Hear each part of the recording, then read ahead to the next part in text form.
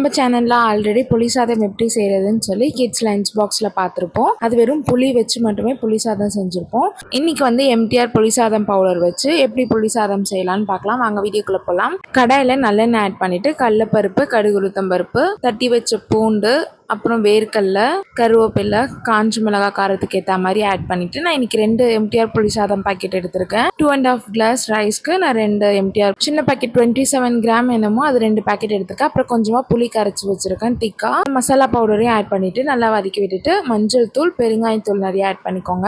நல்லா வதக்கிட்டு நம்ம கரைச்சி வச்ச புளி ஆட் பண்ணிட்டு உப்பு ஆட் பண்ணிட்டு டேஸ்ட்லாம் கரெக்டா இருக்கான்னு பார்த்துக்கோங்க. அப்புறம் ஒரு 10 மினிட்ஸ் நல்லா தட்டு போட்டு மூடி குக் பண்ணிட்டு ஓரளவுக்கு திக்காயிடும். அப்புறம் கொஞ்சமா நல்லெண்ணெய் ஆட் பண்ணிட்டு மறுபடியும் ஒரு 10 மினிட்ஸ் எண்ணெய் பிரிஞ்சு வர அளவுக்கு நல்லா பாயில் ஆகட்டும். அப்புறம் நம்ம குக் பண்ண ரைஸோட வந்து ரெடி பண்ணி வச்ச மசாலாவே ஆட் பண்ணி நல்லா கலரி விட்டு கொத்தமல்லி தூவி இறக்கிட்டா சூப்பரான புளி சாதம் ரெடி. வீடியோ பிடிச்சிருந்தா லைக் பண்ணுங்க, மறக்காம சேனலுக்கு சப்ஸ்கிரைப் பண்ணுங்க. பாய்.